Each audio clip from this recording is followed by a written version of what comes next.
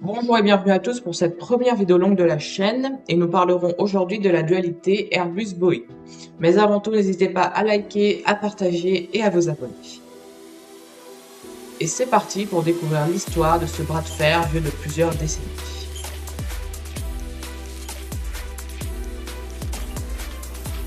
Il faut d'abord installer le cadre de l'avant Airbus. Pour bien comprendre, on va revenir en 1945, la date de la fin de la Seconde Guerre mondiale. L'Europe était alors dévastée et ruinée à cause des conflits et a perdu son rang de première puissance mondiale. En effet, c'est à ce moment que les États-Unis d'Amérique se sont imposés économiquement, technologiquement, socialement et démographiquement. Ils avaient donc, à partir des années 50, un contrôle total du domaine de l'aérien grâce à des légendes telles que Lockheed, McDonnell Douglas ou encore Boeing.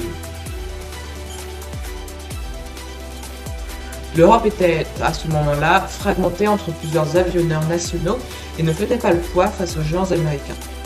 Mais à ce moment-là, Boeing n'était pas le leader mondial. Il faut attendre les années 90 pour que Boeing ait le monopole américain, notamment avec le rachat de McDonnell Douglas et le retrait de Lockheed dans l'aviation civile. Ainsi, des années 50 aux années 90, Boeing s'est développé, enrichi et est devenu la référence mondiale dans l'aérien. Cependant, en 1962, la France et l'Angleterre décident de s'allier pour créer un tout nouvel avion supersonique et connu de tous puisqu'il s'agit du Concorde. Pourquoi je vous en parle? Eh bien parce que sans ce projet, qui s'est malheureusement avéré comme un échec, Airbus n'aurait pas pu voir le jour. En effet, même si cet avion ne fut pas une réussite économique, ça en fut une technologique. Les équipes du consortium connaissaient leurs points forts, leurs capacités, mais aussi leurs faiblesses et les erreurs à ne pas commettre. Alors, dans les années 60, les ministres français, britanniques et allemands acceptent de travailler ensemble pour produire un avion destiné à concurrencer Boeing sur le marché grandissant de l'aviation civile. L'Espagne se rajoute à Airbus, anciennement Airbus Industrie, en 1971. Et c'est ainsi qu'est né Airbus. En prenant un peu de hauteur sur le sujet, on se rend compte qu'il ne s'agit pas simplement d'une dualité industrielle, mais d'un sujet politique. Tout d'abord avec la naissance d'Airbus et de Boeing.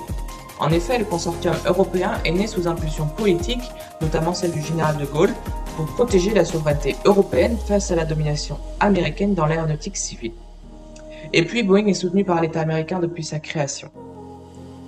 Ensuite, la rivalité Airbus-Boeing est l'un des plus longs conflits commerciaux de l'histoire, centré sur les aides publiques accordées par les États.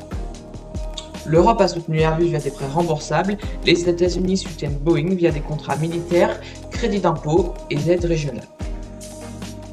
Ces mécanismes ont d'ailleurs donné lieu à des plaintes croisées devant l'OMC pendant plus de 15 ans.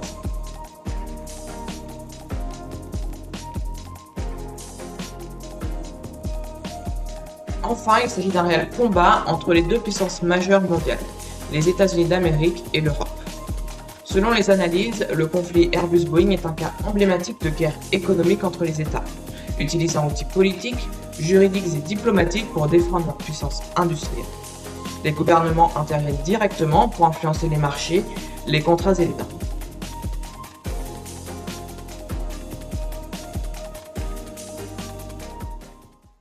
Mais alors, qui gagne? Premièrement, il faut comprendre que Boeing et Airbus ont deux visions différentes de l'aviation et de l'avionique. Entre la tradition américaine, le cockpit dit pilote centré, l'approche conservatrice, et la vision européenne, donc l'automatisation poussée et les cockpits standardisés entre tous les modèles. Il est ainsi difficile de dire qui remporte ce combat mythique. Cependant, on peut en dégager des chiffres. Airbus a vendu 793 appareils en 2025, contrairement à Boeing qui, lui, en a vendu moins de 600. A noter aussi que le groupe européen a vendu plus de 16 600 avions depuis sa création et le groupe américain près de 20 000 selon les sources. D'un point de vue fiabilité et confiance, Boeing souffre depuis quelques temps de ses incidents comme pour le 737 MAX ou ses retards, notamment ceux du Boeing 777X. Enfin, du côté technologique, il semblerait qu'Airbus soit en tête, notamment avec l'automatisation de ses appareils, les commandes de vol révolutionnaires et l'efficacité énergétique, ainsi que la modernité de sa gamme. Vous l'aurez compris, cet affrontement n'est pas près de se terminer et ne se résulte pas seulement au domaine de l'industrie, mais aussi à celui de la politique et de l'économie, des pôles majeurs de puissance. Les Européens, pris de haut par les États-Unis d'Amérique, ont réussi à concurrencer Boeing Airbus est ainsi devenu la poule aux œufs d'or de l'Europe et un signe de réussite économique et industrielle mondiale. C'est un sujet très vaste et complexe, alors j'ai essayé de vous en faire un résumé. En tout cas, j'espère que cela vous a plu. N'hésitez pas à commenter, à liker et à partager. C'était Proxima Hero. Bye!